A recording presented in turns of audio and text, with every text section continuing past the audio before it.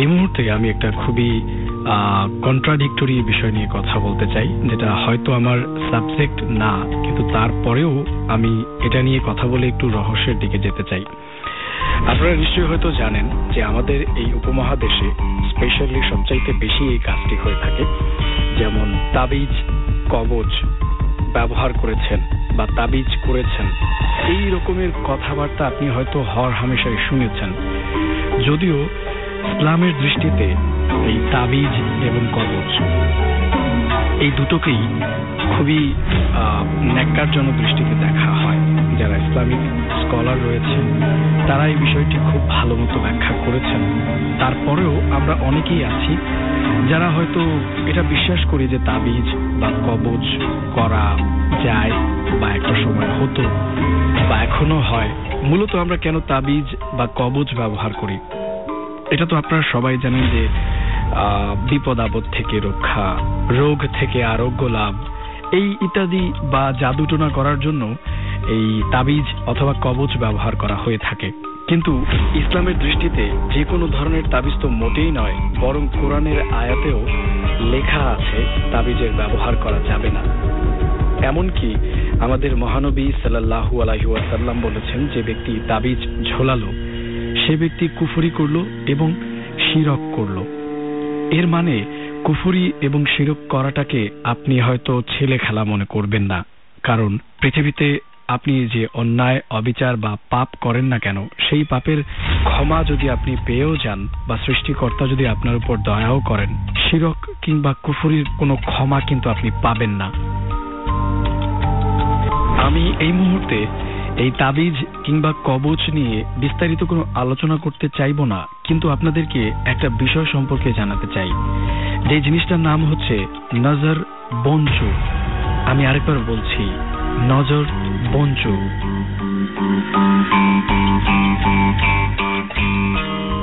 কি এই নজর বঞ্চু? অবশ্যই আমি আপনাদেরকে জানাবো এই বিষয়, তবে আমি একটু দেখতে চাই এই মুহূর্তে আমাদের সাথে কারা কারা জয়েন করে আছেন। লামিয়া আছেন আমাদের সাথে জয়েন করে, সিপাহীবাগ থেকে তিনি লিখেছেন, ভাইয়া রহস্যগুলো ভালো লাগছে। লামিয়া বলেছেন পরবর্তী এপিসোড তিনি পুতুল নিয়ে শুনতে চান, অভিশপ্ত পুতুল নিয়ে। আচ্ছা, অভিশপ্ত পুতুল নিয়ে কিন্তু এর আগেও একটা ফুল এপিসোড হয়েছিল। আমি চেষ্টা করব পুতুল নিয়ে যদি আরো কোনো রিলেভেন্ট ইনফরমেশন আমার কাছে যদি আসে, তবে অবশ্যই সেটা নিয়ে ফুল একটা এপিসোড করার চেষ্টা করব। ধন্যবাদ লামিয়া। এবং আরো আছেন অনেকে আমাদের সাথে। মায়ান আছেন আমাদের সাথে জয়েন করে, তিনি শুনছেন গোরাম থেকে, লিখেছেন ভাইয়া ভালো লাগছে রহস্যগুলো, সত্যিকারের ঘটনা শুনতে খুব অ্যাডভেঞ্চার ফিল হচ্ছে। Thank you so much Mayan আমাদের সাথে জয়েন করার জন্য। আর এছাড়াও তামান্না আছেন আমাদের সাথে গ্যান্ডারিয়া থেকে জয়েন করে, আর আরো অনেকেই আমাদের অফিসিয়াল ফেসবুক ফ্যান পেজে কমেন্ট করছেন। Thank you so very much. But আমি আপনাদেরকে একটু জিজ্ঞাসা করতে চাই যে আপনি কখনো নজর বঞ্চু এই শব্দ যুগল কখনো শুনেছেন কিনা? যদি শুনে থাকেন আমাকে জানান।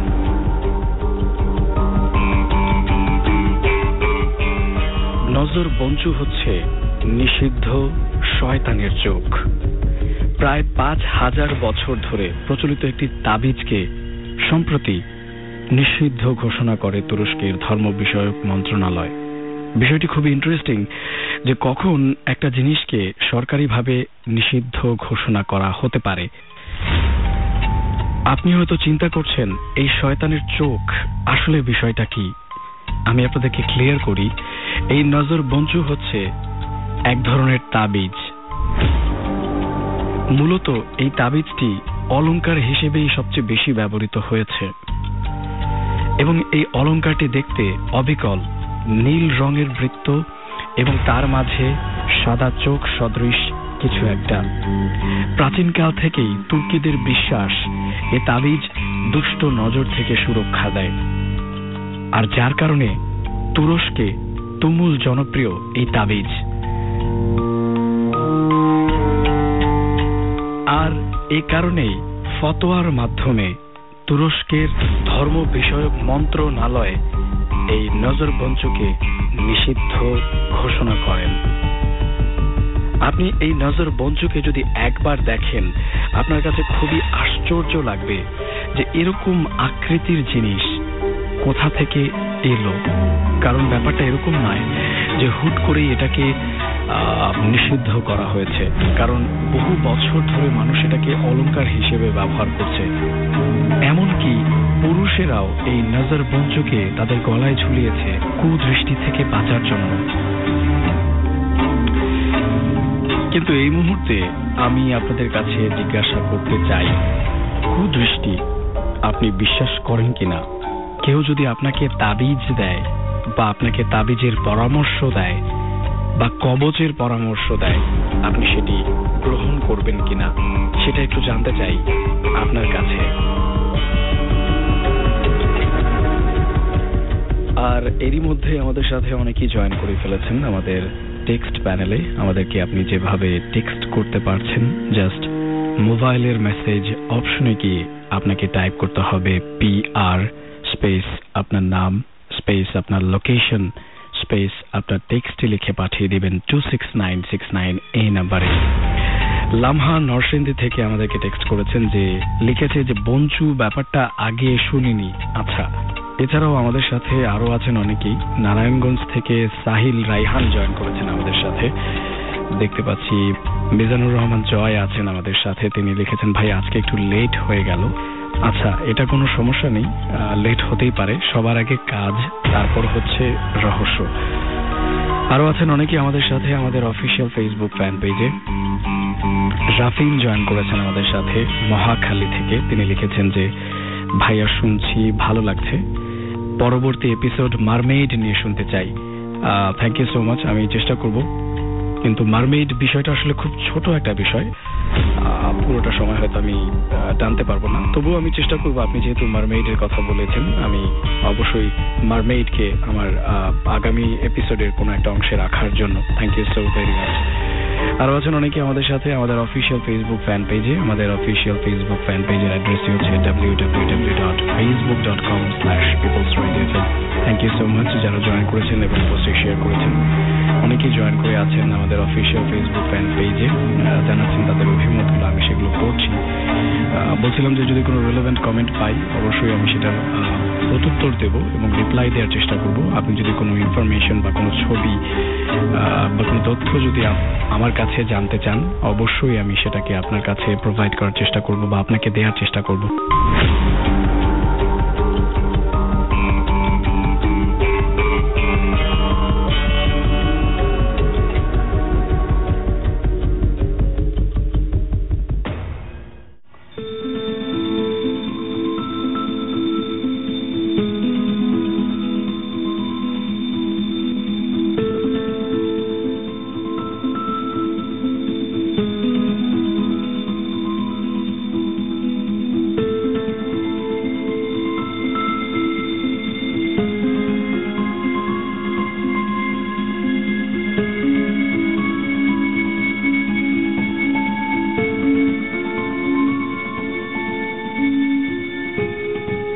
মানুষের জ্ঞানের পরিধি যতটাই বিস্তৃত হোক না কেন, পৃথিবীতে এমন কিছু অঞ্চল রয়েছে যা আজও রহস্যে মোড়া। তেমনই একটি ভয়ঙ্কর ও কল্পনাকে চ্যালেঞ্জ জানানো স্থান হল আলাস্কা ট্রায়াঙ্গেল। এটি যুক্তরাষ্ট্রের আলাস্কা অঙ্গরাজ্যে অবস্থিত এমন একটি অঞ্চল যা বহু বছর ধরে অজস্র নিখোঁজ হওয়া মানুষ, অদ্ভুত প্রাণী, অস্বাভাবিক আলো এবং পারিপার্শ্বিক বিভ্রান্তির জন্য উল্লেখযোগ্য, এবং অনেকেই একে তুলনা করেন বারমুদা ট্রায়াঙ্গেলের সঙ্গে।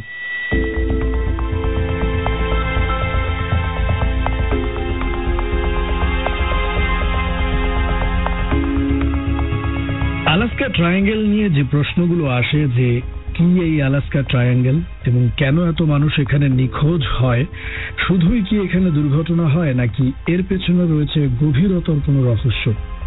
আলাস্কা ট্রায়াঙ্গেল হলো একটা কাল্পনিক ত্রিভুজ আকৃতি অঞ্চল যার তিনটা কোণ আছে।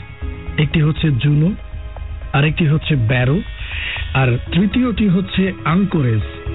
এই তিনটা পয়েন্টকে একত্রে একটা কাল্পনিক ত্রিভুজ আকৃতির একটা অঞ্চল কল্পনা করা হয়, যেটাকে বলা হয় আলাস্কা ট্রায়াঙ্গেল, এবং এটা বিশাল একটা এলাকা। এই অঞ্চলটা হচ্ছে প্রায় 2,16,000 বর্গমাইল জুড়ে বিস্তৃত, এবং ইউরোপের এমন অনেক দেশ আছে যে এই আলাস্কা ট্রায়াঙ্গেল থেকে অনেক ছোট।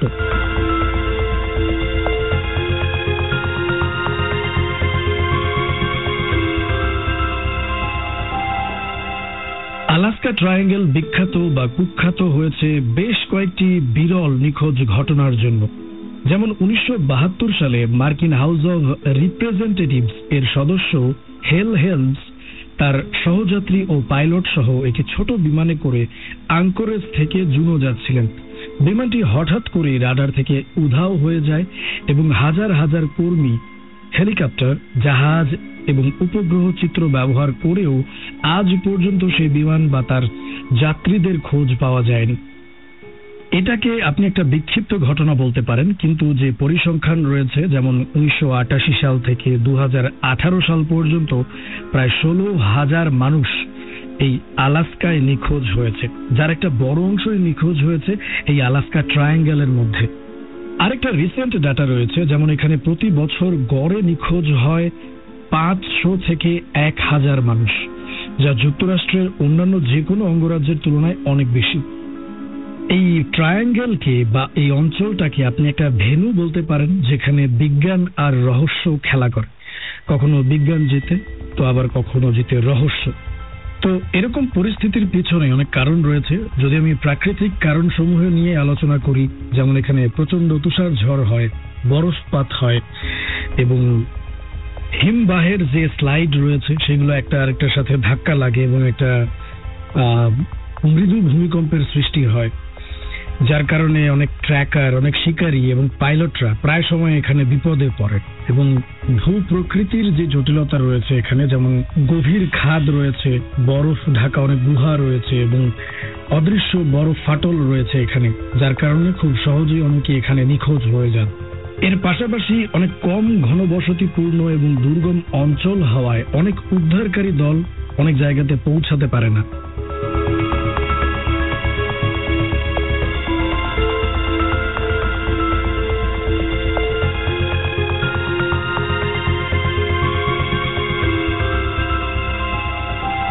অনেক আগে আমি মিস্ট্রি 916-এ ভাইল ভর্টিসিস নিয়ে আলোচনা করেছিলাম এবং তখন আপনাদেরকে জানিয়েছিলাম যে সমগ্র পৃথিবীতে এমন 12টি ভাইল ভর্টিসিস আছে, যেই 12টা পয়েন্টে অস্বাভাবিক এবং রহস্যময় কিছু ঘটনা ঘটে, যে ঘটনার ব্যাখ্যা বিজ্ঞানীদের কাছেও নেই এবং সাধারণ মানুষ এই বিষয়গুলোকে অন্যরকম চোখে দেখে, বা এটাকে আপনি বলতে পারেন যে অলৌকিকতার যে ব্যাপারটা সেটাকে বিশ্বাস করে এই 12টা পয়েন্টের ক্ষেত্রে।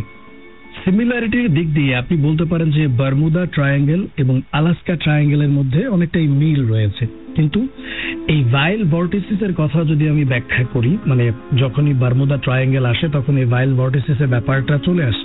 বেশ কয়েক বছর আগে যখন আমি বারমুদা ট্রায়াঙ্গেল নিয়ে আলোচনা করেছিলাম, তখন আপনাদেরকে জানিয়েছিলাম যে এখানে আসলে অলৌকিক কোনো কিছু নেই, এখানে আসলে 12টা পয়েন্টের একটা পয়েন্ট পড়েছে। ভাইল ভর্টিসিসের কথা বলছি, সেই 12টি ভর্টিসিসের একটা ভর্টেক্স এখানে পড়েছে, যার কারণে মানুষের কাছে মনে হয় যে এখানে অলৌকিক কিছু ঘটে, কিন্তু না, এখানে অলৌকিক কিছু ঘটে না। 12টি পয়েন্টের মধ্যে যে বিষয়গুলো ঘটে সেগুলো হচ্ছে অস্বাভাবিক। এই অস্বাভাবিক ব্যাপারগুলো মানুষের কাছে মনে হয় যে এখানে হয়তো ভৌতিক কিছু ঘটেছে বা অলৌকিক কোনো ব্যাপার স্যাপার ঘটেছে, কিন্তু আসলে এগুলো কিছুই না। এই 12টি পয়েন্টে যে ইরেগুলারিটিস গুলো ঘটে তার মধ্যে একটি হচ্ছে চৌম্বকীয় অস্বাভাবিকতা, যেমন ম্যাগনেটিক ফিল্ডের প্রভাব সবচেয়ে বেশি বোঝা যায় এই 12টি পয়েন্টে। এবং আরেকটি কারণ হচ্ছে মিথেন হাইড্রেট বিস্ফোরণ। গভীর সমুদ্র তলে এই বিস্ফোরণগুলো ঘটে, মানে মিথেন গ্যাসের যে বিস্ফোরণগুলো ঘটে, এই বিস্ফোরণগুলোর কারণেও অনেক জাহাজ ডুবির ঘটনা ঘটতে পারে। এবং আরেকটা কজ হচ্ছে গিয়ে জলবায়ুর যে গতি সেটা সাডেনলি চেঞ্জ হয়ে যাওয়া, মানে এই অঞ্চলগুলোতে হঠাৎ করে ঝড়, হঠাৎ করে সমুদ্র স্রোত একটা অন্যরকম আচরণ করে। যেমন ধরুন আপনি এরকম 5 মিনিট আগে দেখলেন যে এখানে একদম আকাশ পরিষ্কার, কিন্তু সাডেনলি আপনি দেখলেন যে এখানে আকাশ একদম কালো করেছে, অনেক ঝড় হচ্ছে, অনেক বৃষ্টি হচ্ছে। যে বিষয়টা আপনার কাছে মনে হতে পারে যে এটা একটা ভূতুড়ে পরিস্থিতি বা অলৌকিক কোনো ব্যাপার।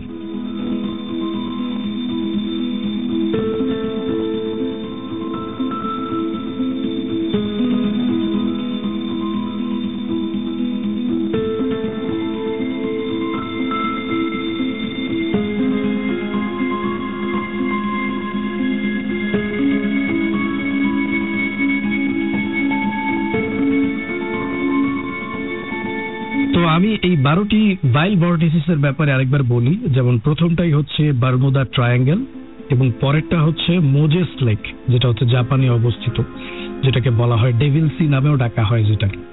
এবং আরেকটা হচ্ছে আলজিয়ার্স ভর্টেক্স, এটা হচ্ছে ভূমধ্য সাগরে অবস্থিত। এবং আরেকটা হচ্ছে ভারত সাগরে অবস্থিত, সেটা হচ্ছে কি হাম্পি ভর্টেক্স। এবং আরেকটা হচ্ছে মেগালিথিক সাইট, এটা হচ্ছে ইয়েমেনে অবস্থিত। আর ব্রাজিলের কাছাকাছি আরেকটা অবস্থিত হচ্ছে সাউথ আটলান্টিক অ্যানোমালি, এটাও হচ্ছে একটা ভাইল ভর্টেক্স। এবং আরেকটা আছে প্রশান্ত মহাসাগরে ইস্টার আইল্যান্ড ভর্টেক্স বলা হয় যেটাকে। জিম্বাবুয়েতে আছে একটা, জিম্বাবুয়ে গ্রেট জিম্বাবুয়ে রামস বলা হয় যেটাকে। আরেকটা আছে অস্ট্রেলিয়াতে, এটাকে বলা হয় হোয়াইট ল্যান্ড। এবং ফিলিপাইন সাগরেও একটা আছে ড্রাগন ট্রায়াঙ্গেল। এবং উত্তর মেরু একটা ভর্টেক্স রয়েছে, আরেকটা আছে দক্ষিণ মেরু ভর্টেক্স। এই টোটাল 12টা যে পয়েন্ট আমি বললাম, এই 12টা পয়েন্টকেই বলা হয় ভাইল ভর্টিসিস।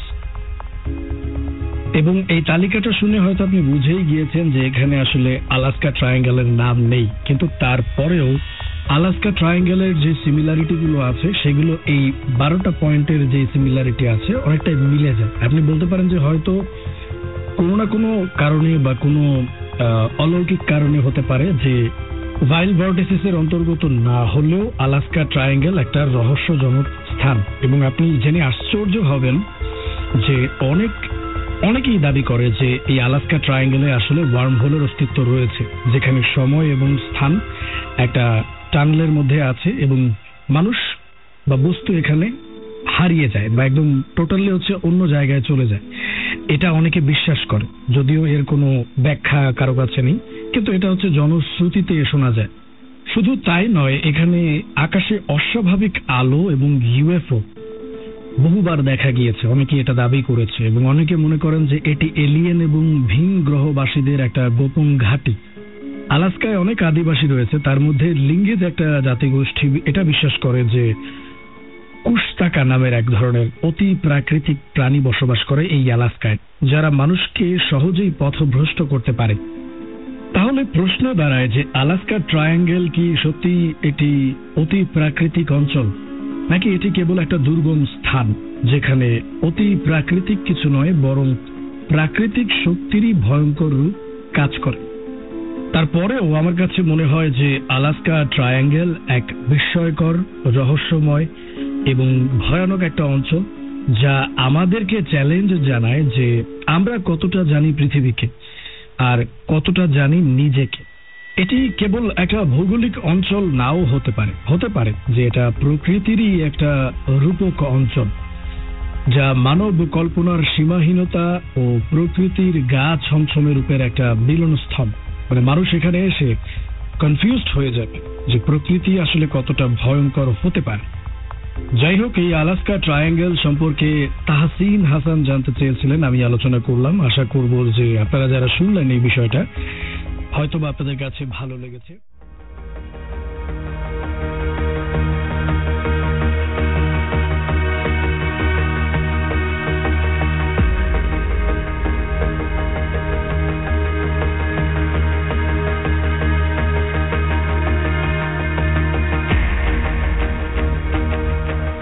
আমরা অনেকেই হয়তো অ্যাপোলো 11 সম্পর্কে জানি, কারণ অ্যাপোলো 11 ছিল মনুষ্যবাহী প্রথম মহাকাশ অভিযান, যে অভিযানেই মানুষ চাঁদে অবতরণ করতে পেরেছিল। এবং এটাও হয়তো আপনারা জানেন, এই অ্যাপোলো 11 ছিল নাসার পঞ্চম মহাকাশ অভিযান। মানে অ্যাপোলো 11 এর আগে আরো 4টি মিশন কন্ডাক্ট করা হয়েছিল, যদিও সফলতা হিসেবে আপনি বলতে পারেন যে 1969 সালের 16 জুলাই এই অ্যাপোলো 11 এর মাধ্যমেই নীল আর্মস্ট্রং, তারপর মাইকেল কলিন্স এবং বাজ এলড্রিন, এই নামগুলো হয়তো আপনারা চেনেন, কারণ এগুলো আপনারা ছোটবেলায় বইতে অনেক পড়েছেন। তার মানে অ্যাপোলো 11 এর সাথে মানুষের একটা অন্যরকম ভালোবাসা জড়িয়ে আছে, কারণ এই অ্যাপোলো 11 এর মাধ্যমে মানুষ প্রথমবারের মতো চাঁদের পৃষ্ঠে পা রাখতে পেরেছিল। কিন্তু ইন্টারেস্টিং বিষয় হচ্ছে এই অ্যাপোলো 11 মিশনটাই কিন্তু সর্বশেষ মিশন ছিল না। মানে নাসার এরকম কনজিকিউটিভ অনেকগুলোই প্রোগ্রাম ছিল, যেগুলো হচ্ছে কিছু ছিল চাঁদে মানুষ পাঠানোর ব্যাপারে, আবার কিছু ছিল অন্য কোনো মিশনের ব্যাপারে।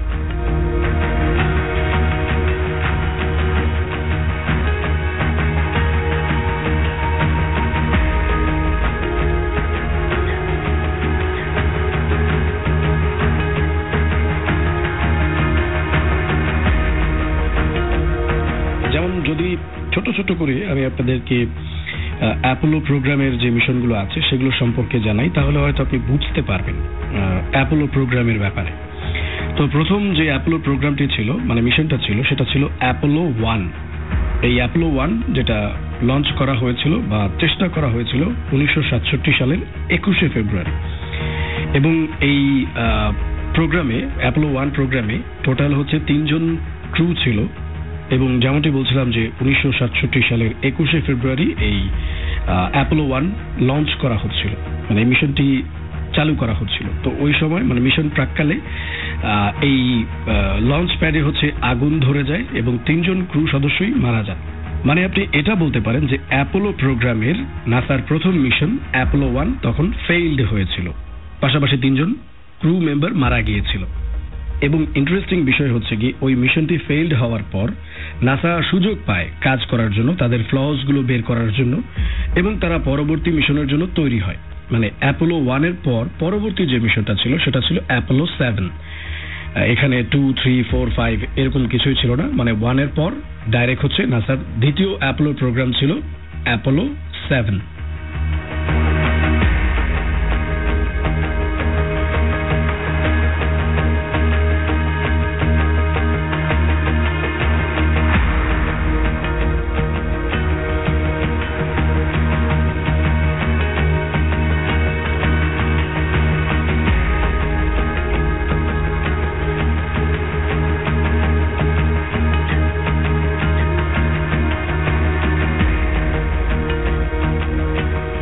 এবং এই অ্যাপোলো 7 লঞ্চ করা হয়েছিল তার পরের বছরই, মানে 1968 সালের 11ই অক্টোবর। এবং এটা একটা টেস্ট ফ্লাইট ছিল এবং এটার মূল যে কাজ ছিল সেটা হচ্ছে গিয়ে পৃথিবীর যে কক্ষপথ রয়েছে সেখানে পরিভ্রমণ করা এবং লাইভ ব্রডকাস্ট করা, এবং সেটা হচ্ছে আবার টিভি চ্যানেলে দেখানো।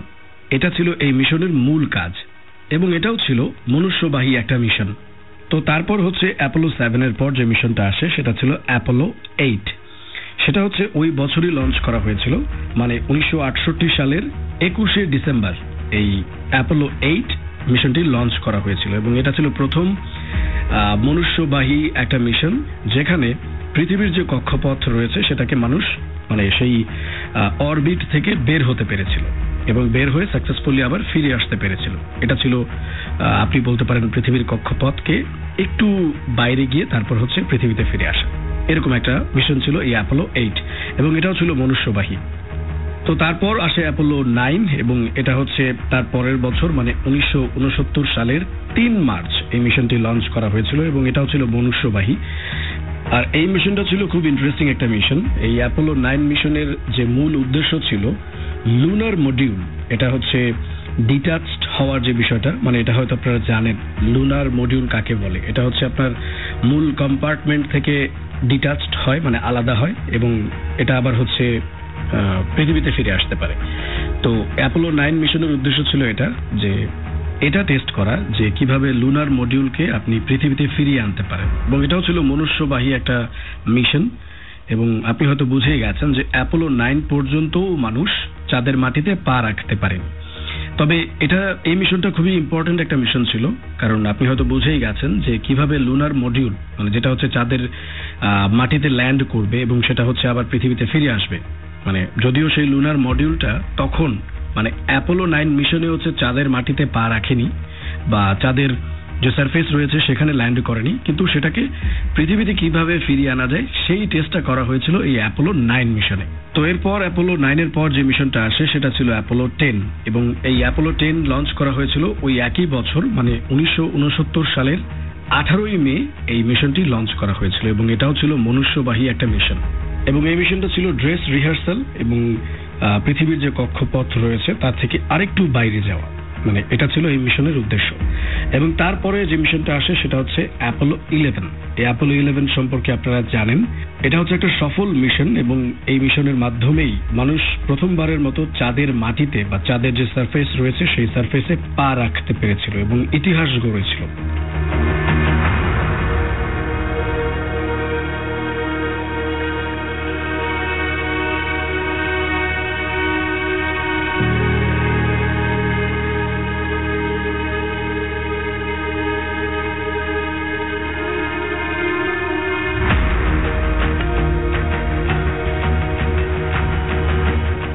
আমি আপনাদেরকে ছোট্ট করে এটাও জানিয়ে রাখি, নাসার এই অ্যাপোলো প্রোগ্রামের একদম মিশন 1 থেকে শুরু করে অ্যাপোলো 11-এর আগ মুহূর্ত পর্যন্ত প্রত্যেকটা মিশনে যতগুলো ভুল ছিল, ছোট বড় যেরকমই ভুল ছিল, সবগুলো ভুলকে নাসা তাদের পরবর্তী মিশনে সংশোধন করেছিল বা সমাধান করেছিল, যার কারণে আপনি বলতে পারেন যে অ্যাপোলো প্রোগ্রামের পঞ্চম মিশনই নাসা সফলতা পেয়ে গিয়েছিল।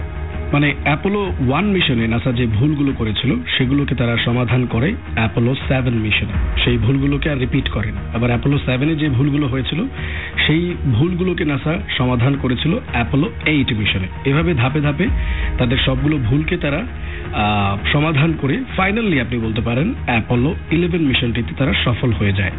তো এরপর আসে অ্যাপোলো 12, এবং এই অ্যাপোলো 12 লঞ্চ করা হয়েছিল ওই একই বছর, মানে 1969 সালের 14 নভেম্বর, এবং এটাও একটা সফল মিশন ছিল, মনুষ্যবাহী মিশন।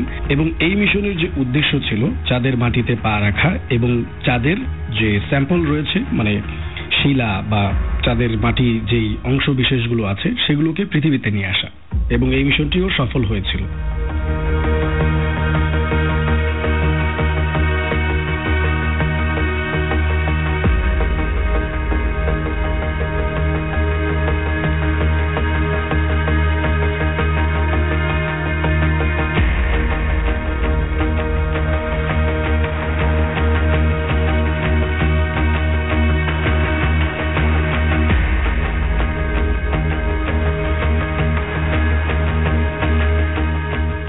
পরপর দুটি মিশন সফল হওয়াতে নাসার কনফিডেন্ট লেভেল অনেকটাই বেড়ে গিয়েছিল, এবং বেড়ে যাওয়াটাই স্বাভাবিক একটা ব্যাপার, কারণ অ্যাপোলো প্রোগ্রামটা অনেক বড় ছিল এবং এই প্রোগ্রামের মূল উদ্দেশ্যই ছিল মানুষকে চাঁদে নিয়ে যাওয়া। এবং অ্যাপোলো প্রোগ্রামের মাত্র পঞ্চম ধাপে এসেই নাসা সেই সফলতার মুখ দেখতে পেয়েছিল এবং তারা অনেকটাই আত্মবিশ্বাসী হয়ে উঠেছিল।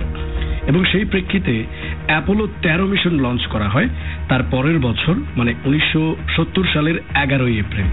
যেমনটি আমি আপনাদেরকে বলছিলাম যে অ্যাপোলো 11 এবং অ্যাপোলো 12 মিশনের পর নাসার কনফিডেন্ট লেভেল অনেকটাই বেড়ে গিয়েছিল, মানে আত্মবিশ্বাসী হয়ে উঠেছিল, এবং এই অতিরিক্ত আত্মবিশ্বাসী কাল হয়ে দাঁড়ায় এই অ্যাপোলো 13 মিশনের সময়। এবং আমি এটা বলতে পারি যে অ্যাপোলো প্রোগ্রামের যতগুলো মিশন আছে সবগুলো মিশনের মধ্যে সবচেয়ে ক্রিটিক্যাল মিশন ছিল এই অ্যাপোলো 13 মিশন, কারণ এই মিশনের উদ্দেশ্য ছিল চাঁদের একটা অংশে ল্যান্ড করা, এবং সেই অংশটির নাম ছিল ফ্রা মাউরো। তো আনফর্চুনেটলি এই অ্যাপোলো 13 মিশনটি সেই চাঁদের বিশেষ যে অংশটা আছে সেখানে ল্যান্ড করতে পারেনি, কারণ যাত্রা পথেই দুর্ঘটনার কবলে পড়ে এই অ্যাপোলো 13 মিশন। এবং এর মাধ্যমে আপনি এটা বলতে পারেন এটা নাসার এমন একটা মিশন ছিল যে মিশনে নাসা প্রথমবারের মতো এমন একটা সিচুয়েশনে পড়ে যায় যে সিচুয়েশন তারা আগে কখনো হ্যান্ডেল করেনি।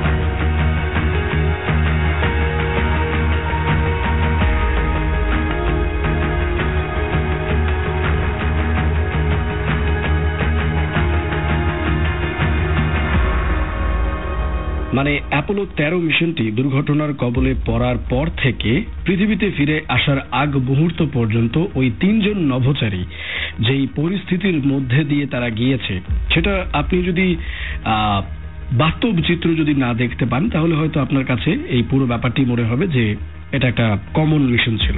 তো এটা নিয়ে একটা মুভি আছে, এই মুভির নামই হচ্ছে অ্যাপোলো 13, 1995 সালের একটা মুভি। আপনি এই মুভিটা যদি দেখে থাকেন তাহলে আপনি এই পুরো মিশন সম্পর্কে একটা আইডিয়া পেয়ে যাবেন। যেমনটা বলছিলাম, এটা একটা আনএক্সপেক্টেড প্রবলেম ছিল নাসার জন্য, কারণ নাসা এর আগে কখনো এরকম প্রবলেম বা সমস্যার মধ্যে পড়েনি। চাঁদ থেকে মাত্র 2 দিনের দূরত্বে থাকা অবস্থাতেই অ্যাপোলো 13 মিশনের অক্সিজেন সিলিন্ডার বিস্ফোরিত হয়, এবং বিস্ফোরণটি এমন মুহূর্তেই ঘটে যে ওই সময়ে তারা যে আবার ব্যাক করবে পৃথিবীতে সেই পরিস্থিতিতেও ছিল না অ্যাপোলো 13, কারণ যে অক্সিজেন সিলিন্ডারটি বিস্ফোরিত হয়েছিল সেটি আসলে লিকুইড অক্সিজেন সিলিন্ডার ছিল এবং এই অক্সিজেন দিয়ে পানি এবং ওই মহাকাশযানের বিদ্যুৎ উৎপাদন করা হতো। তো যার কারণে আপনি বলতে পারেন, মানে এটা হয়তো আপনি আজ করতে পেরেছেন যে ধীরে ধীরে ওই কমান্ড মডিউল এবং লুনার মডিউলের অবস্থা কিরকম হয়ে গিয়েছিল সেটা হয়তো আপনি আজ করতে পারছেন। অক্সিজেন ছাড়া আমরা 5 মিনিটও কল্পনা করতে পারি না। সেখানে যেহেতু ওই লুনার মডিউল এবং কমান্ড মডিউলের মধ্যে অক্সিজেন সংকটে পড়ছিলেন নভোচারীরা, তাদের অবস্থা কিরকম হয়ে গিয়েছিল বা কিরকম হতে পারে সেটা হয়তো আপনাকে একটু কল্পনা করতে হবে।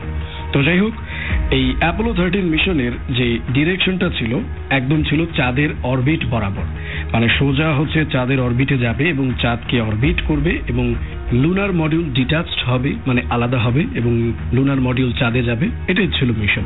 কিন্তু অক্সিজেন সিলিন্ডার বিস্ফোরিত হওয়ার কারণে পুরো অ্যাপোলো 13 মিশনের হোল মডিউলটা সরে যায়, মানে তাদের যে ডিরেকশন ছিল সেই ডিরেকশন থেকে সরে যায়। আর এটা হয়তো আপনারা জানেন, মহাকাশে কোনো কিছুকে যখন প্রেরণ করা হয় প্রচন্ড বেগে সেটাকে ছোড়া হয়। এটা কোনো গাড়ির মতো না যে ব্রেক কষে আমি আবার ইউ টার্ন নিলাম, এরকম কিছু নাই।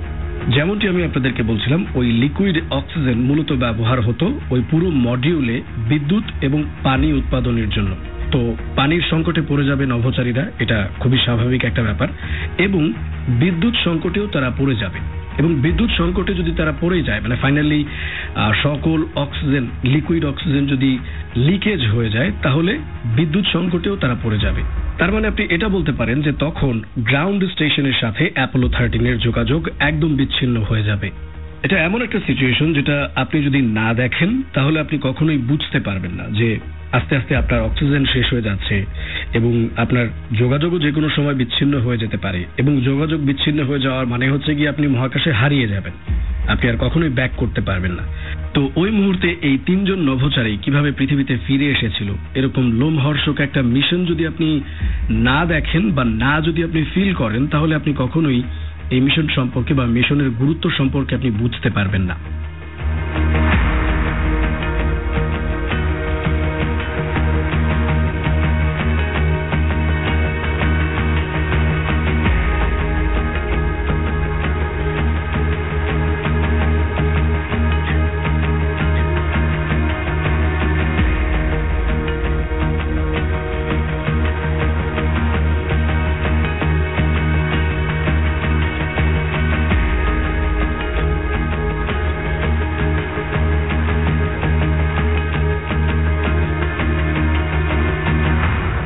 এটা অনেকটা এরকম যে আপনি বাইক রাইড করছেন এবং বাইকের ব্রেক আপনার কাছে নেই বা কোনো কন্ট্রোল আপনার কাছে নেই, এবং এই বাইক কোথায় গিয়ে আছড়ে পড়বে বা কোথায় যাবে বা আপনার ভাগ্যে কি জুটবে সেটা আপনি নির্ধারণ করতে পারছেন না।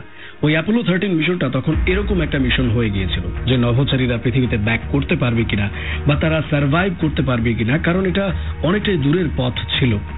আর এই জন্য গ্রাউন্ড স্টেশন থেকে ওই 3 জন নভোচারীকে বিভিন্নভাবে সাহস যোগানো হচ্ছিল, যেমন তাদের সাথে ফান্ড করা হচ্ছিল, তাদেরকে বলা হচ্ছিল যে তোমরা খুব দ্রুতই ব্যাক করতে পারবে, তাদেরকে বিভিন্ন ইনস্ট্রাকশন দেওয়া হচ্ছিল।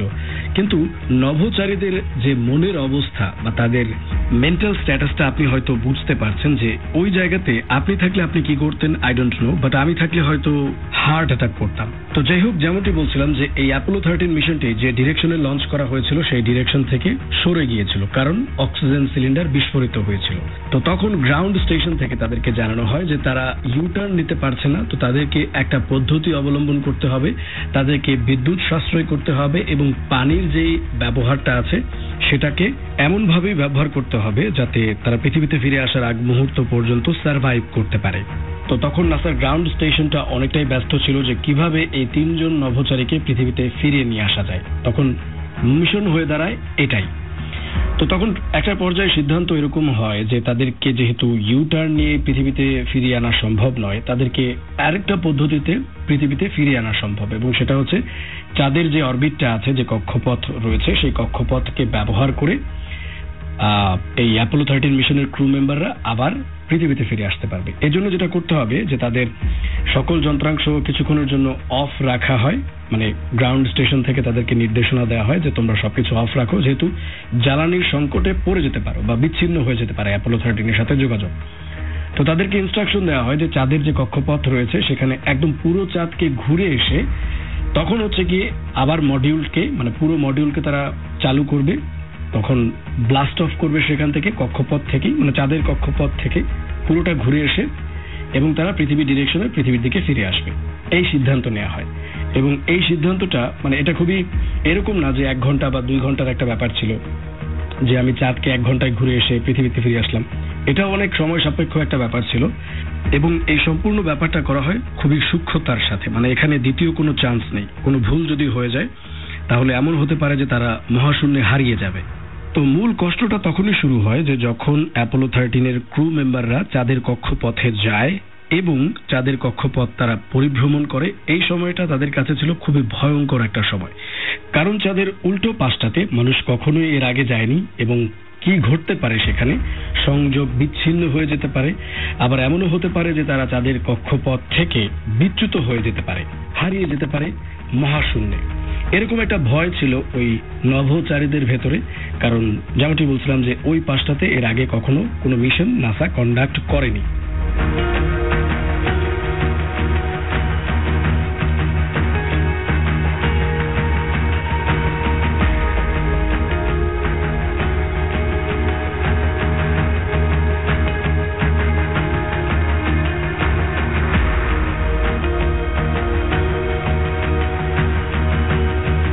যে কোনো ভাবে তারা স্টেপ বাই স্টেপ যতগুলো টাস্ক তাদেরকে গ্রাউন্ড স্টেশন থেকে দেওয়া হয়েছিল সেগুলো তারা সফলভাবে সম্পন্ন করতে পেরেছিল এবং আপনি বলতে পারেন যে পৃথিবীর দিকে তারা আসতে পেরেছিল, ব্লাস্ট অফও করেছিল। কিন্তু মূল যে সমস্যাটা হয় যে যেহেতু তাদের অক্সিজেন সিলিন্ডার বিস্ফোরিত হয়েছে এবং মূল মডিউল যেটা আছে মানে কমান্ড মডিউল, সেই কমান্ড মডিউল এখন পেলোডের যে ব্যাপারটা সেটা অনেকটাই বিকৃত হয়ে গেছে। সো যখন এই পুরো বিষয়টা মানে পুরো মডিউলটা কমান্ড মডিউলটা যখন পৃথিবীর বায়ুমণ্ডলে ঢুকবে তখন সেটি অ্যাটমসফিয়ারিক প্রেসার নিতে পারবে কিনা বা সহ্য করতে পারবে কিনা সেটাও একটা বড় প্রশ্ন ছিল নাসার বিজ্ঞানীদের কাছে। তারপরও সকল জল্পনা কল্পনার অবসান ঘটিয়ে অ্যাপোলো 13-এর যে ক্রু মেম্বাররা ছিল তারা সবাই সাকসেসফুলি পৃথিবীর যে অ্যাটমসফিয়ার রয়েছে বা পৃথিবীতে তারা ফিরে আসতে পেরেছিল। এবং এই বিষয়টা আপনি আরো বিস্তারিত জানতে পারবেন, মানে আমি হয়তো শর্টকাটে আপনাদেরকে বললাম, কিন্তু যখন অ্যাপোলো 13 মুভিটা আপনি দেখবেন একদম লঞ্চিং থেকে শুরু করে পৃথিবীতে ফিরে আসার আগ মুহূর্ত পর্যন্ত প্রত্যেকটা মুহূর্ত হয়তো আপনি দেখতে পারবেন। তো এটা আপনাদের জন্য একটা মাস্ট ওয়াচ টাস্ক, এটা অবশ্যই আপনি দেখবেন। আদারওয়াইজ আপনি মহাকাশ নিয়ে আপনার যতই আগ্রহ থাকুক না কেন, এই অ্যাপোলো 13 মিশন সম্পর্কে যদি আপনি না জানেন বা সেখানে কি ঘটেছিল এই বিষয়টা যদি আপনি না জানেন, তাহলে আমার কাছে মনে হয় যে মহাকাশের যে ভয়ঙ্কর সুন্দরটা আছে সেটা হয়তো আপনি দেখতে পারবেন না বা বুঝতে পারবেন না। তো আমি আপনাদেরকে আনলাকি 13 সম্পর্কে বলেছিলাম, নিশ্চয়ই মনে আছে, যে 13 সংখ্যাটিকে অনেকেই হচ্ছে আনলাকি মনে করে। তো নাসাও হচ্ছে গিয়ে এই 13 সংখ্যাটিকে আনলাকি মনে করে বা ভাবে, এটা আপনি বলতে পারেন। কারণ 5 দিন 22 ঘন্টা 54 মিনিট 41 সেকেন্ড পর এই 3 জন নভোচারী পৃথিবীর বুকে ফিরে আসতে পেরেছিল। এরকম একটা শ্বাসরুদ্ধকর মিশন সমাপ্তির পরেও নাসা তাদের পরবর্তী মিশন লঞ্চ করেছিল 1971 সালের 31শে জানুয়ারি, যেটা ছিল অ্যাপোলো 14। এবং এটা একটা সফল মিশন ছিল যেখানে ল্যান্ড করার কথা ছিল মানে নভোচারীদের অ্যাপোলো 13 মিশনে ফ্রা মাউরো যে অংশটাতে চাঁদের, এই অ্যাপোলো 14 মিশনের যে নভোচারীরা ছিলেন তারা এই ফ্রা মাউরোতে সফলভাবে ল্যান্ড করতে পেরেছিল এবং তারা রঙিন টেলিভিশনে সেটা আবার ব্রডকাস্ট করা হয়েছিল। এটা হয়তো আপনি ইউটিউবে পাবেন। এবং অ্যাপোলো 14-এর পর অ্যাপোলো 15 লঞ্চ করা হয়েছিল 1971 সালের 26শে জুলাই। এটাও একটা সফল মিশন ছিল নাসার। এবং তারপর হচ্ছে অ্যাপোলো 16 লঞ্চ করা হয়েছিল 1972 সালের 16ই এপ্রিল। এটাও একটা সফল মিশন ছিল। এবং সর্বশেষ অ্যাপোলো প্রোগ্রামের যে মিশনটা ছিল সেটা ছিল অ্যাপোলো 17, যেটা হচ্ছে 1972 সালের 7 ডিসেম্বর লঞ্চ করা হয়েছিল। এবং এক্ষেত্রে আপনি এটা একটা ফ্লেক্স করার জন্য বলতে পারেন যে নাসার অ্যাপোলো প্রোগ্রামের সর্বশেষ নভোচারী ছিলেন হ্যারিসন হাগান। তিনি হচ্ছেন একজন জিওলজিস্ট ছিলেন। তিনি সর্বশেষ নভোচারী ছিলেন যিনি 1972 সালে চাঁদের মাটিতে পা রাখতে পেরেছিলেন। এবং এই অ্যাপোলো 17 মিশনের পর নাসা আর কখনোই বা কোনোদিনই চাঁদের মাটিতে পা রাখেনি। এটা হয়তো এর আগেও আমি আপনাদের সাথে শেয়ার করেছিলাম। তবে হ্যাঁ, নাসার একটা নতুন প্রোগ্রাম চলছে যেটা হয়তো আপনি জানেন, আর্টেমিস। এই আর্টেমিসের ব্যাপারে আপনি অনেক অনেক জানবেন। এখন অনেক লেখালেখি হচ্ছে, যেটা মানে যে প্রোগ্রামটা শুরু হয়েছে হচ্ছে 2017 সালে। আমি দেখছিলাম যে সেখানে হয়তো টোটাল 5 থেকে 7টা মিশন আছে, যেগুলো বিভিন্ন বছরে বিভিন্ন সময় লঞ্চ করা হবে, এবং সেই এক একটা মিশন মানে প্রত্যেকটা মিশনই হচ্ছে মনুষ্যবাহী হবে, এবং সেই মিশনের উদ্দেশ্যই হচ্ছে আবার চাঁদের মাটিতে মানুষের পা রাখা।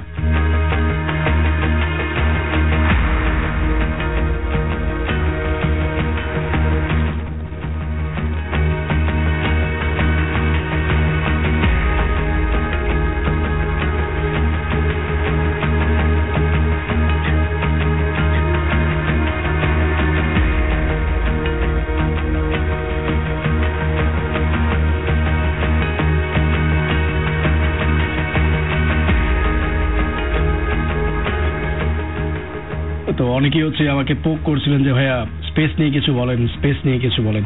তো অনেকটা স্টাডি করার পর আমি আপনাদের সাথে এই পুরো অ্যাপোলো প্রোগ্রাম সম্পর্কে আলোচনা করলাম। কতটা ভালো লাগলো বা কতটা আপনি জানতে পেরেছেন, বা আরো কিছু অ্যাড করা যেতে পারতো কিনা, সেটি অবশ্যই আপনি আমাকে জানাবেন টেক্সট অথবা কমেন্টের মাধ্যমে।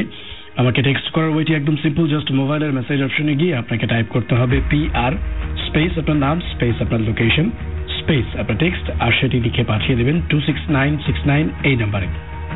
তো অনেকেই আমাকে টেক্সট পাঠিয়েছেন। আপনাদের এতগুলো টেক্সট আমি দেখে খুবই খুশি হলাম যে আপনারা অ্যাটলিস্ট রেসপন্স করছেন, যে কোনো কিছু জানার পর বা কোনো কিছু শোনার পর আপনার আরো কিছু প্রশ্ন আছে এবং সেগুলো আপনি আমাকে জানাচ্ছেন। এই বিষয়টা দেখে আমার কাছে খুব ভালো লাগছে। তো আমি নামগুলো রিড আউট করে ফেলি যারা আমাদেরকে টেক্সট করেছেন এই মুহূর্তে। যেমন নাজমা আলী আমাদেরকে টেক্সট করেছেন, thank you so very much. Mohammad কামালকে দেখতে পাচ্ছি আমাদেরকে টেক্সট করেছেন। তন্ময় টেক্সট করেছেন যে ভাই এত সুন্দর আলোচনার জন্য আপনাকে অনেক ধন্যবাদ। আপনাকেও ধন্যবাদ যে আপনি অনেক ধৈর্য নিয়ে আমার এই পুরো আলোচনাটা আপনি শুনেছেন। রেজওয়ান জাবির আমাদেরকে টেক্সট পাঠিয়েছেন এবং আলামিন আমাদেরকে টেক্সট পাঠিয়েছেন। Samar Gop thank you so much ভাইয়া, লিখে জানিয়েছেন, thank you so very much. এবং এছাড়াও বকুল আমাদেরকে টেক্সট পাঠিয়েছেন। Thank you so very much all of you যারা আমাদেরকে টেক্সট পাঠাচ্ছেন। আমি আসলে লং টাইম কথা বলতে বলতে হাঁপিয়ে গিয়েছি। যারা টেক্সট পাঠাচ্ছেন আমি সবার টেক্সটই হচ্ছে অফ লাইনে পড়ে নেব, মানে অফ এয়ারে পড়ে নেব। সো যদি কোনো প্রশ্ন থাকে অবশ্যই আমি সেই প্রশ্নের উত্তরটা অন এয়ারে দেওয়ার চেষ্টা করব। সো আপনারা আমাকে টেক্সট পাঠাতে থাকুন, এবং যারা ফেসবুকে আছেন তারা অবশ্যই আজকের যে পোস্ট রয়েছে সেটি শেয়ার করে দেবেন। আশা করব যে শেয়ার করার মাধ্যমে অনেকেই হয়তো বেনিফিটেড হতে পারে। এমনও হতে পারে যে আমরা এমন কিছু শ্রোতা পেয়ে যাব যারা আরো কিছু ইনপুট দিতে পারে, আরো কিছু টপিক সম্পর্কে আমাদেরকে সাজেশন দিতে পারে। আচ্ছা, টপিকের বিষয়ে বলাতে আমার একটা কথা মনে পড়লো, যেটা আসলে না বললেই নয়। আমার ফেসবুক পেজে এবং হোয়াটসঅ্যাপ নাম্বারে আপনারা এমন এমন টপিক আমাকে সাজেশন দেন, আমার কাছে মনে হয় যে এই বিষয়গুলো নিয়ে বললে আমার কাছে মনে হয় যে অনেক মানুষই বুঝবে না। যদি আপনি এরকম উদ্দেশ্যে দিয়ে থাকেন যে দেখি রাজীব বলতে পারে কিনা, বা এটা নিয়ে পারে কিনা কিছু বলতে, এই উদ্দেশ্যে যদি দিয়ে থাকেন তাহলে আমি বলবো আপনার দেওয়ার প্রয়োজন। যদি এরকম হয় যে সত্যি সত্যি আপনি কিছু জানতে চান এবং এই বিষয়ে আসলে কোনো রহস্যজনক বিষয় আছে, সেটা আপনি আমাকে জানাতে পারেন। এখন এমন একটা মানে আপনি আপনার স্টাডির যে সাবজেক্ট রয়েছে, আপনার ইঞ্জিনিয়ারিং আমি কি বুঝবো বা ডাক্তারি লাইনের আমি কি বুঝবো, আপনি এরকম একটা টপিক আমাকে বলে দিলেন।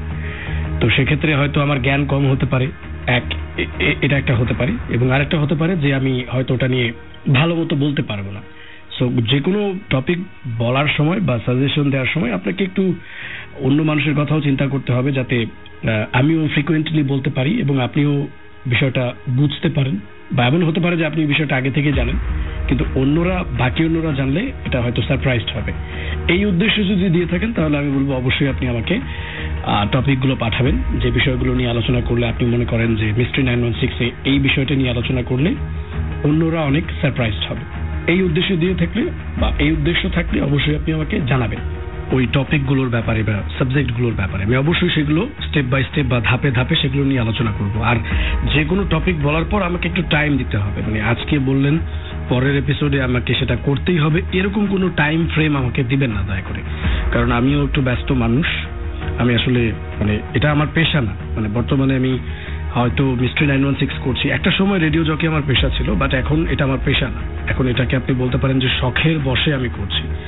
তো আমার আরো কাজ রয়েছে, যার কারণে এই মিস্ট্রি 916 এর জন্য আমাকে আলাদা করে সময় বের করতে হয়। তো অবশ্যই একটু টাইম দেবেন আমাকে, এবং আপনারা যা পরামর্শ আমাকে দেন আমি সেগুলো সবকিছুই স্টিকি নোটে লিখে রাখি। এটা আমি একবার বলেছিও আপনাকে বা আপনাদেরকে। তো অবশ্যই যে কোনো টপিক বলার পর আমাকে একটু টাইম দেবেন, এটা আবার মাথায় থাকবে। আপনি দেখবেন খেয়াল করে যে 2 মাস আগে বা 1 মাস আগে আপনি কোনো একটা টপিক দিয়েছেন, আমি কিন্তু সেটা অবশ্যই আলোচনা করি।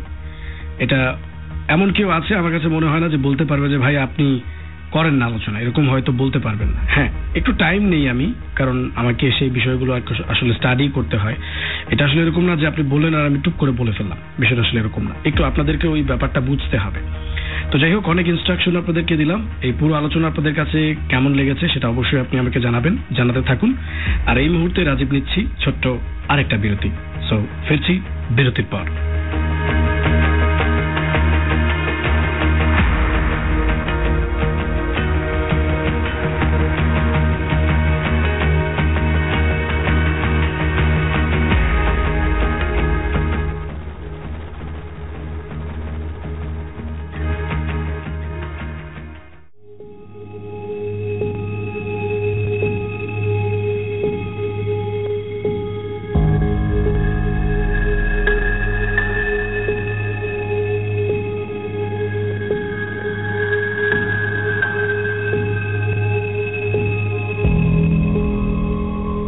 সাগরের গভীরে কি আছে? প্রাচীনকালে মানুষ যখন দিগন্তে হারিয়ে যাওয়া জলের দিকে তাকাতো, তখন তাদের কল্পনায় জন্ম নিত এক দানবের, বিশাল, বিকট, ভয়ঙ্কর এক অস্তিত্ব যার নাম লেভিয়াথান। এই লেভিয়াথান হচ্ছে পৌরাণিক জলদানবের একটি চরিত্র, যার ব্যাপারে আমরা বর্ণনা পাই বাইবেলের পাতায়, প্রাচীন কাহিনীতে এবং আধুনিক কল্পনায়। একটা কাল্পনিক ডুব দেয়া যাক সমুদ্রের অতলে।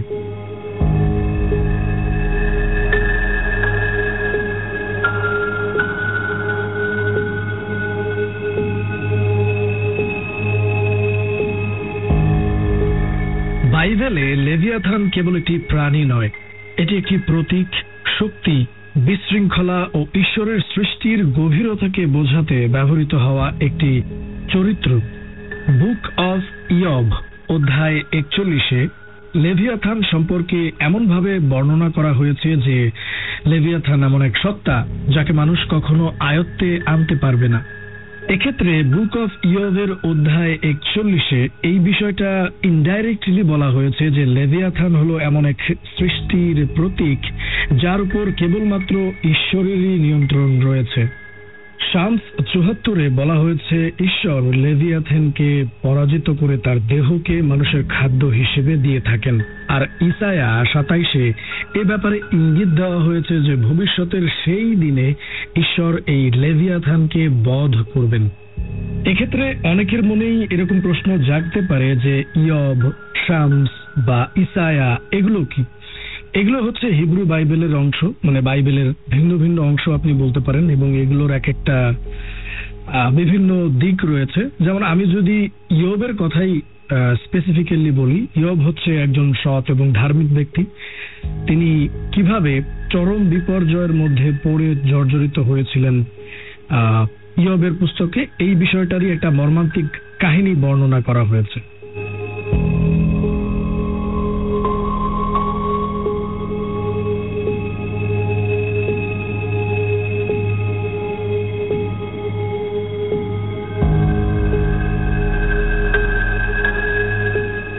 যেমনটি বলছিলাম যে ইয়ব ছিলেন একজন সৎ এবং ধার্মিক ব্যক্তি।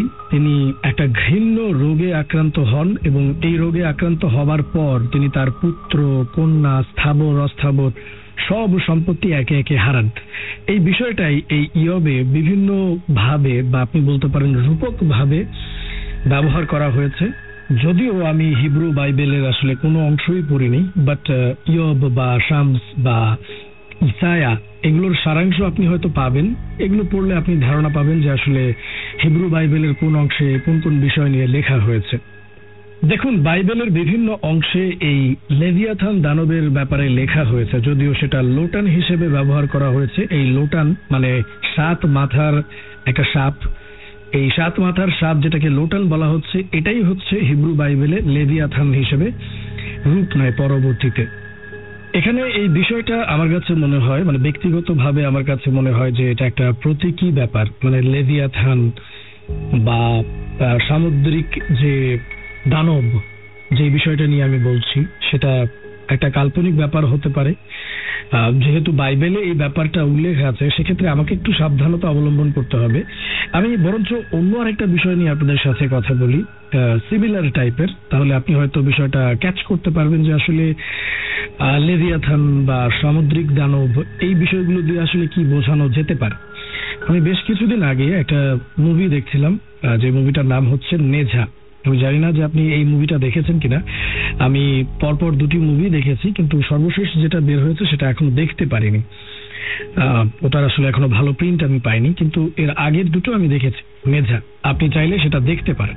তো এই মুভির যে প্লট, মানে এই মুভির যে কাহিনী, স্টার্টিংটা যেভাবে হয় যে একটা পাথর, যে পাথরটার নাম হচ্ছে লিয়ানজোয়া। মানে এই লিয়ানজোয়া পাথরটা এমন ভাবে তৈরি করা হয় যেটা হচ্ছে স্বর্গ এবং নরকের সর্বোচ্চ শক্তিতে এই পাথরটা তৈরি করা হয়। মানে খুব সহজ ভাবে বললে এই পাথরটা তৈরি হয় খারাপ এবং ভালো দুটোকে সংমিশ্রণ করে একটা চেষ্টা করেন যে দুটোকে কি একত্রে রাখা যায় কিনা, কিন্তু পরবর্তীতে তিনি দেখলেন যে না, দুটোকে একত্রিত রাখা যায় না। তো তিনি কি করলেন, দুটোকে আলাদা করে দিলেন। মানে ভালোটাকে ভালো পাত্রে রাখলেন এবং খারাপটাকে খারাপের পাত্রে রাখলেন, এবং পরবর্তীতে তিনি এই দুটো পাথরকেই পৃথিবীতে পাঠালেন এবং সেখান থেকে খারাপ পাথরের মাধ্যমে কোনোভাবে হচ্ছে গিয়ে একটা শিশুর জন্ম হয়। ভুলবশত একটা শিশুর জন্ম হয়, যে শিশুটার নামই হচ্ছে নেঝা, মানে যার ভেতরে হচ্ছে সব খারাপ জিনিসে পরিপূর্ণ। তো এই খারাপ শিশুটা পৃথিবীতে কি করে সেটাই হচ্ছে এই অ্যানিমেটেড সিনেমার মূল প্লট। আপনি চাইলে দেখতে পারেন, ইন্টারেস্টিং একটা কাহিনী। তো আমি এটা নিয়ে বলছি এই কারণে যে বাইবেলে লেভিয়াথান সম্পর্কে বলা হয়েছে, লেভিয়াথান ডেফিনেটলি একটা খারাপ জলদানব, এবং অবশ্যই এখানে রূপক অর্থে হয়তো বা ব্যবহার করা হতে পারে। আমি নিশ্চিত করে এটা বলতে পারছি না, কারণ আমি বলছিলাম যে বাইবেলের বিষয় যেহেতু আমাকে একটু কেয়ারফুলি কথা বলতে হবে। তো এক্ষেত্রে হতে পারে যে লেভিয়াথান ব্যাপারটা সম্পূর্ণই প্রতীকী হিসেবে ব্যবহার করা হয়েছে, আবার সত্যি সত্যিও হতে পারে।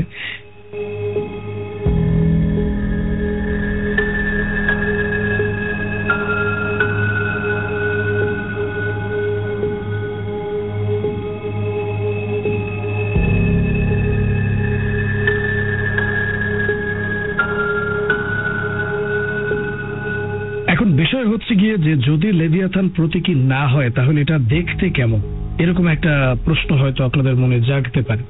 কারণ এই লেভিয়াথানের ব্যাপারটা বিভিন্ন পুরাণে বা বিভিন্ন মিথোলজিতে বিভিন্ন ভাবে এসেছে। হিব্রু বাইবেলের কথাই যদি প্রথমে বলা যায়, যে হিব্রু বাইবেলে এই লেভিয়াথানকে বলা হয়েছে একটা সাপের মতো আকৃতি, মানে বিশাল আকার একটা সাপ এবং বিশাল আকার কুমিরের একটা সংমিশ্রণ। মানে এটাকে দেখতে আপনি যদি অ্যানাকোন্ডা দেখে থাকেন, অ্যানাকোন্ডা সিনেমা যদি দেখে থাকেন, সেখানে বিশাল আকার যেরকম সাপ দেখানো হয় এবং বিশাল আকার যে কুমির রয়েছে, মানে মাথাটা হচ্ছে কুমিরের মতো এবং দেহটা হচ্ছে সাপের মতো। তো এরকম একটা দৈত্যাকার দানবকেই হচ্ছে বলা হচ্ছে হিব্রু বাইবেলে লেভিয়াথান। আবার ফিলিস্তিনি যে মিথোলজি রয়েছে সেখানে এই লেভিয়াথান বলতে বোঝানো হচ্ছে 7 মাথাওয়ালা একটা সামুদ্রিক সাপকে। আমি কেন এটা বলছি যে আপনি যেন ধারণা পান যে লেভিয়াথান বলতে আসলে কি বোঝানো হচ্ছে। অনেকগুলো সামুদ্রিক দানব রয়েছে। যদি আমি গডজিলার কথা বলি, মানে বর্তমান যুগের যে সিনেমা রয়েছে, তারপর পাইরেটস অফ দ্য ক্যারিবিয়ান সিনেমাতে যেরকম ক্র্যাকেন এর বিশাল যে দানবটা আছে সেটাও হচ্ছে লেভিয়াথান, এবং আপনি নেঝা সিনেমার কথা বলছিলাম, এখানেও লেভিয়াথান দেখানো হয়েছে। লেভিয়াথান বলতে মূলত বোঝানো হচ্ছে সামুদ্রিক দানবকে। আমার মনে হয় যে আপনি বুঝতে পারছেন যে সামুদ্রিক দানব বলতে আসলে এখানে স্পেসিফিক কোনো গড়নের বা আকৃতির কোনো দানবকে বোঝানো হচ্ছে না, যে কোনো আকৃতির হতে পারে এই লেভিয়াথান।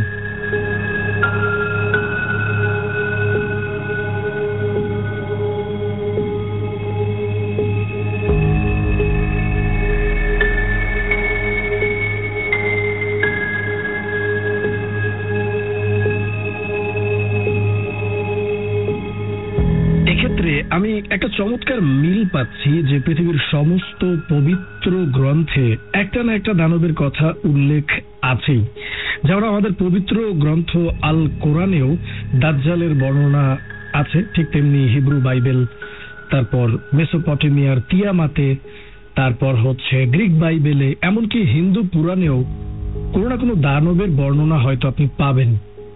বিভিন্ন পবিত্র গ্রন্থ বা বিভিন্ন মিথোলজিতে যে দানবের বর্ণনা করা হয়েছে, সেই দানব কি পৃথিবীতে সত্যি আছে নাকি নেই, এই ব্যাপারে হয়তো আপনার ভেতরে একটা সংশয় থাকতেই পারে। তো যাই হোক, এই লেভিয়াথান ব্যাপার সম্পর্কে জানতে চেয়েছিলেন আমাদের একজন শ্রোতা বন্ধু, যার নামটা বা তার আইডি নেমটাই হচ্ছে ইউনিক। তার আইডি নেম হচ্ছে TZGS। আমি জানি না যে এই লেভিয়াথান এর ব্যাপারে আমি যে এতক্ষণ ধরে বললাম সেটা আপনি শুনতে পেয়েছেন কিনা, কারণ আপনি অনেক আগে আমাকে এই বিষয়টা অনুরোধ জানিয়ে রেখেছিলেন। ফাইনালি আমি বলে দিলাম। আশা করব যে আপনাদের সবার কাছে এই লেভিয়াথান সম্পর্কে শুনে ভালো লেগেছে। পাশাপাশি আপনি যদি আরো কিছু সংযোজন করতে চান সেটিও করতে পারছেন আজকের মিস্ট্রি 916 এর পিন পোস্টে। বাট এই মুহূর্তে রাজীব নিতে যাচ্ছি ছোট্ট একটা বিরতি। আশা করব যে বিরতির পর এসেও আপনাকে পাচ্ছি, তো কোথাও যাবেন না, সাথেই থাকুন, কারণ চলছে মিস্ট্রি 916।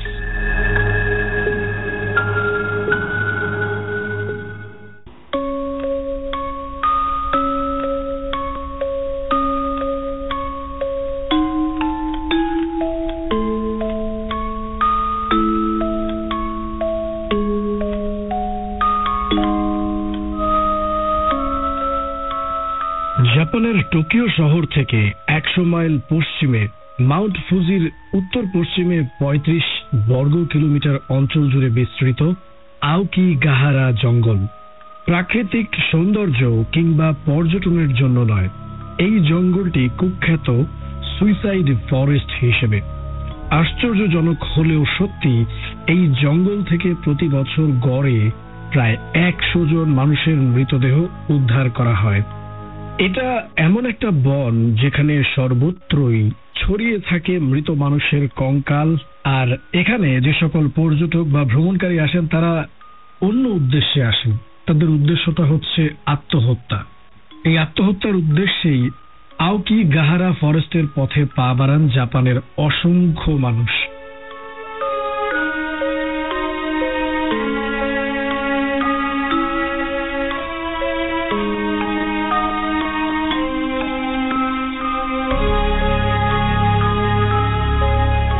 আওকিগাহারা বন সম্পর্কে জাপানিদের মধ্যে একটা গল্প প্রচলিত আছে যে তারা বিশ্বাস করে এ বনের মধ্যে কেউ গেলে আর ফিরে আসে না।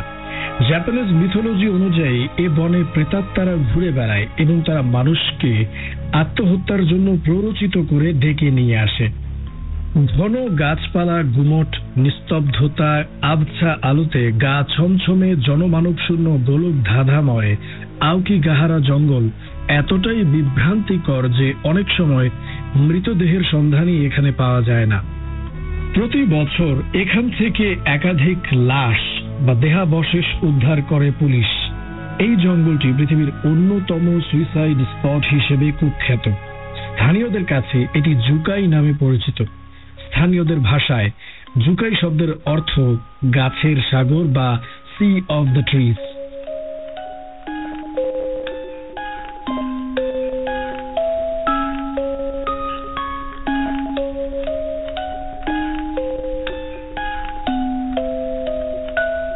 এই বনটিতে থাকা গাছের উচ্চতা ও ঘনত্ব অনেক বেশি। পাশাপাশি ভ্রমণকারীদের জনপ্রিয় মাউন্ট ফুজি পাহাড়ের দুটি গুহা, যার একটি হচ্ছে বরফ গুহা আর অন্যটি হচ্ছে বায়ু গুহা, যার খুব কাছাকাছি অবস্থিত এই আওকিগাহারা ফরেস্ট। প্রচলিত আছে আওকিগাহারা জাপানের সব থেকে ভুতুড়ে জায়গা। এখানে 1990 সাল পর্যন্ত গড়ে 30 জন করে বছরে আত্মহত্যা করতেন, কিন্তু 2004 সাল নাগাদ এই সংখ্যাটাই বেড়ে দাঁড়ায় 108-এ। 2010 সালে 247 জন আত্মহত্যার চেষ্টা করেছিল, 57 জন মারাও গিয়েছিল।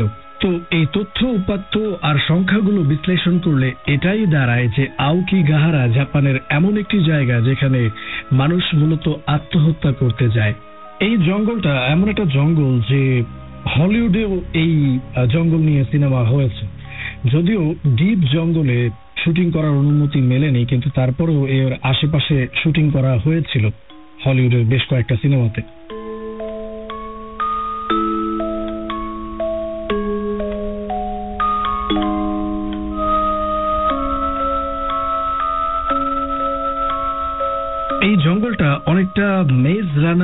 আপনারা যারা দেখেছেন সেরকম, যে গভীর এবং সুবিশাল একটা জঙ্গল, যেই জঙ্গলে একবার ঢুকলে বের হওয়ার রাস্তা পাওয়া যায় না, অনেকটা এরকম এই আউকিগাহারা জঙ্গলটি।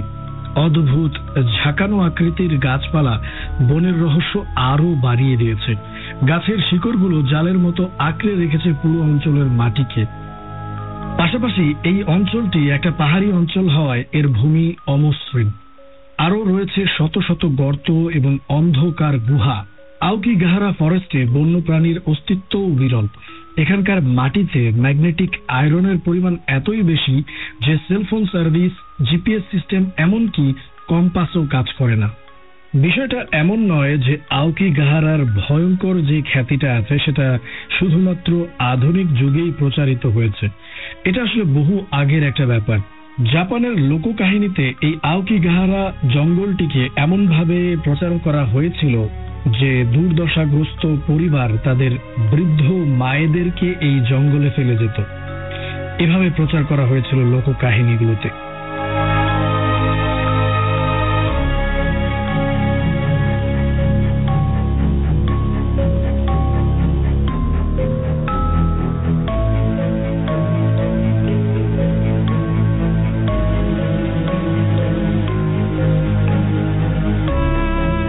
জাপানিজ একটা উপন্যাস আছে, যে উপন্যাসটা হচ্ছে 1960 সালের। উপন্যাসটার নাম হচ্ছে সেইকো মাতসুমোতো। এই সেইকো মাতসুমোতো উপন্যাসের টাওয়ার অফ ওয়েবসে এই বোনের আত্মহত্যার গল্পকে এমনভাবেই লেখা হয়েছিল যে অনেকটাই জনপ্রিয় হয়ে যায় এই উপন্যাস। পরবর্তীতে এই উপন্যাসের এই টাওয়ার অফ ওয়েবস অংশকে কেন্দ্র করে অনেক সিনেমা এবং অনেক ইউটিউব ভিডিও, এমনকি হলিউডে সিনেমাও তৈরি করা হয়েছিল। যেমনটি আমি বলছিলাম যে প্রতি বছর অসংখ্য মানুষ এই বনে প্রবেশ করে আর ফিরে আসে না, যার কারণে স্থানীয় কর্তৃপক্ষ 2000 সালের পর আত্মহত্যার সংখ্যা প্রকাশ করা বন্ধ করে দেয়, কারণ সংখ্যা দেখে যেন মানুষ আরো উৎসাহিত না হয় আত্মহত্যা করতে। এই বিষয়টা এতটাই ভয়ঙ্কর লেভেলে পৌঁছে গিয়েছিল যে বনের বিভিন্ন প্রবেশদ্বারে বা বিভিন্ন প্রবেশ পথে এরকম সাইনবোর্ড টানানো হয়েছে এবং সেখানে লেখা হয়েছে যে আপনার জীবন মূল্যবান, দয়া করে আপনার সমস্যার ব্যাপারে কারোর সাথে কথা বলুন। এই বিষয়টা আপনাকে একটু ভাবতে হবে যে কখন স্থানীয় কর্তৃপক্ষ বাধ্য হয় এরকম সাইনবোর্ড টানাতে বিভিন্ন জায়গাতে, যে মানুষ যেন এই জঙ্গলে প্রবেশ না করে বা আত্মহত্যা না করে বা হারিয়ে না যায়। কখন এই কাজটি করতে পারে, এটা একটু আপনাকে চিন্তা করতে হবে। জাপানিজ সোসাইটিতে শ্রমের চাপ, সম্মান হারানো বা ব্যর্থতা, এগুলো অনেক সময় জাপানিজদের কাছে একটা বড় মানসিক বোঝা হয়ে দাঁড়ায়। অনেক জাপানিজ এটা মনে করে যে কারোর সাথে যদি নিজের সমস্যার বিষয়ে শেয়ার করা হয় তাহলে এটা হচ্ছে তার একটা দুর্বলতা, যার কারণে মানসিক অবসাদে থাকা মানুষ গোপনে বেছে নেয় নিঃশব্দে চলে যাওয়ার পথটিকে। পরিস্থিতি এমন একটা পর্যায়ে পৌঁছে গিয়েছে যে আউকিগাহারা বনের আশেপাশে নিয়মিত টহল দেয় স্বেচ্ছাসেবক দল এবং তারা খুঁজে ফেরে একা হাঁটতে থাকা মানুষগুলোকে, কথা বলে এবং সাহায্য করার চেষ্টা করে তারা। শুধু তাই নয়, এই বনের যে লোকালিটি রয়েছে আশেপাশের, সেই আশেপাশের লোকালিটিতে মানুষের ভেতর সচেতনতা তৈরি করতে বিভিন্ন ডকুমেন্টারি বানানো হচ্ছে। স্কুল কলেজে চালু হয়েছে নানান মানসিক স্বাস্থ্য কর্মসূচি, যাতে মানুষ আত্মহত্যার ব্যাপারে নিজেকে নিরুৎসাহিত করতে পারে।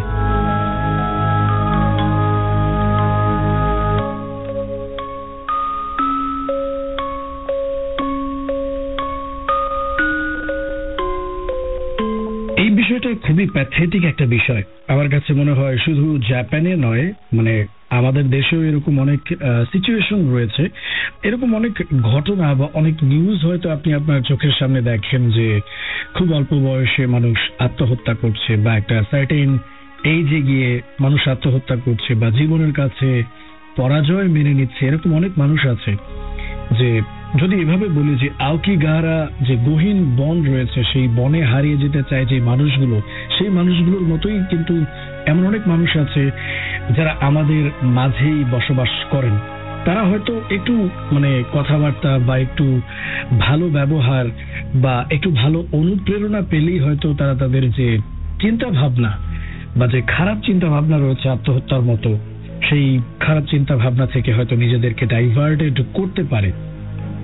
যাই হোক, জাপানের একটা পুরনো লোকবিশ্বাস আছে, যেটা হচ্ছে গিয়ে দারিদ্র ক্লিষ্ট পরিবারগুলো যখন আর বৃদ্ধ মা বাবার ভরণ পোষণ চালাতে পারত না, তখন উবাসুতে নামক এক নিষ্ঠুর প্রথা চালু ছিল, যেই প্রথায় তারা পরিবারের এরকম সদস্যদেরকে কাঁধে করে নিয়ে দূর কোনো পাহাড় বা বনে নিয়ে যেতেন এবং সেখানে ফেলে রেখে আসতেন মৃত্যুর জন্য। মানে এটা একটা পুরনো প্রথা ছিল জাপানিজদের জন্য। আর এই আওকিগাহারা বন সেই স্থান হিসেবে চিহ্নিত হয়েছে যেখানে এরকম বহু উবাসুতে প্রথা ঘটানো হয়েছিল। এরকম লোকগল্প অনুযায়ী অনেক বৃদ্ধা সেখানে মৃত্যু না হওয়া পর্যন্ত দিনের পর দিন পানির সন্ধানে ঘুরেছেন। তাদের কান্নার ধ্বনি বাতাসে মিশে আজও শুনতে পাওয়া যায়, এমন দাবিও আছে স্থানীয়দের মুখে মুখে। শুধু তাই নয়, অনেক জাপানিজদের মতে বা অনেক জাপানিজ লোকবিশ্বাস অনুযায়ী এই আওকিগাহারা অঞ্চলটি হচ্ছে একটা ইউরেই অঞ্চল। আর এই ইউরেই অঞ্চল মানে হচ্ছে অশান্ত আত্মার আবাসভূমি। ইট মিনস যে তারা এটা বিশ্বাস করে যে মৃত্যুর পর যে অশান্ত আত্মাগুলো আছে, যেগুলো পৃথিবীতে ফিরে আসে, তারা আসলে এই ইউরেই অঞ্চলে বা এই আওকিগাহারাতেই ফিরে আসেন। আবার অনেকে এটাও মনে করেন যে যারা এই বনে আত্মহত্যা করেছেন তারা এই জঙ্গলেই বন্দী আছেন বা তাদের আত্মাগুলো এখানেই বন্দী আছে, এখানেই ঘোরাফেরা করছে। বিশেষ করে রাতের বেলা নাকি হঠাৎ কান্নার আওয়াজ, হাসির গলা কিংবা পিছন থেকে হালকা শ্বাস নেয়ার শব্দও শোনা যায়।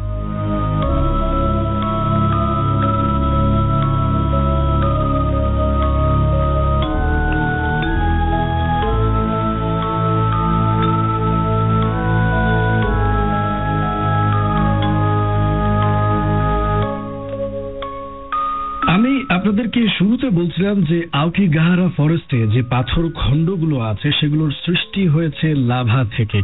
মানে ম্যাগনেটিকের পরিমাণ বেশি হওয়ার কারণে এখানে কোনো কম্পাসও কাজ করে না, যার কারণে অনেকেই আত্মহত্যার উদ্দেশ্যে না গিয়ে স্রেফ ভিজিটর হিসেবে ঢুকে শেষমেশ হারিয়ে যান এবং আর ফিরে আসতে পারেন না। যাই হোক, আমি আপনাদেরকে বলছিলাম যে বেশ কিছু সিনেমা তৈরি করা হয়েছে এই আওকিগাহারা ফরেস্ট নিয়ে। যেমন একটা সিনেমা রয়েছে 2016 সালের, যে সিনেমাটার নাম হচ্ছে দ্য ফরেস্ট। আপনি চাইলে এটি দেখে নিতে পারেন, তাহলে আপনি এই আওকিগাহারা যে ফরেস্টের ব্যাপারে এতক্ষণ ধরে আমি আপনাদের সাথে কথা বললাম সে বিষয়ে আপনি একটা ধারণা পাবেন যে এই ফরেস্টটা আসলে কতটা ভয়ঙ্কর। এর পাশাপাশি অনেকগুলো এনিমে সিরিজও রয়েছে, যদিও আমি এই মুহূর্তে এনিমে সিরিজগুলোর নাম আপনাদেরকে বলতে পারছি না। যদি আপনি ফাইন্ড আউট করতে পারেন তাহলে অবশ্যই কমেন্ট সেকশনে লিখে জানাবেন। আমাদের অফিসিয়াল ফেসবুক ফ্যান পেজে আজকের যে মিস্ট্রি 916 এর পিন্ড পোস্ট আছে সেখানে লিখে জানিয়ে দিতে পারেন যে সেই এনিমে সিরিজগুলোর নাম কি। আমাদের আজকের যে মিস্ট্রি 916 এর পিন্ড পোস্ট আছে সেখানে আপনি এই বিষয়ে লিখে জানিয়ে দিতে পারছেন। পাশাপাশি এই বিষয়ে যদি আপনি আরো কিছু সংযোজন করতে চান সেটিও আপনি কমেন্ট সেকশনে লিখে জানাতে পারছেন বা আমাকে টেক্সট করতে পারছেন। মোবাইলের মেসেজ অপশনে গিয়ে আপনাকে টাইপ করতে হবে PR স্পেস আপনার নাম, লোকেশন আর টেক্সট লিখে পাঠিয়ে দেবেন 26969 এই নাম্বারে। আর এতক্ষণ ধরে যে বিষয়টা নিয়ে আলোচনা করলাম আওকিগাহারা ফরেস্ট, এই বিষয়টা নিয়ে আলোচনার জন্য আমাকে সাজেশন দিয়েছিলেন ইস্তিয়াক চৌধুরী শুভ। আমি জানি না যে আপনি এই মুহূর্তে আমাকে শুনছেন কিনা, বা যদি আপনি শুনে থাকেন তাহলে অবশ্যই শাউট আউট দেবেন, জানাবেন। এবং পাশাপাশি আপনি যদি আরো কিছু সংযোজন করতে চান সেটিও আপনি করতে পারছেন। Thank you so very much এরকম চমৎকার একটা বিষয় আমাকে সাজেস্ট করার জন্য। পাশাপাশি আপনারাও কোনো বিষয় নিয়ে যদি জানার আগ্রহ থাকে সেটি নির্দ্বিধায় আমাকে জানিয়ে দিতে পারছেন টেক্সট অথবা কমেন্টের মাধ্যমে। আমি অবশ্যই সময় সুযোগ পেয়ে যে বিষয়গুলো আপনি সাজেস্ট করবেন সেগুলো নিয়ে আমি আলোচনা করব, কথা দিচ্ছি। বাট এই মুহূর্তে আমি নিতে চাই ছোট্ট একটা বিরতির পর ব্যাক করবো, সো কোথাও যাবেন না, সাথেই থাকুন।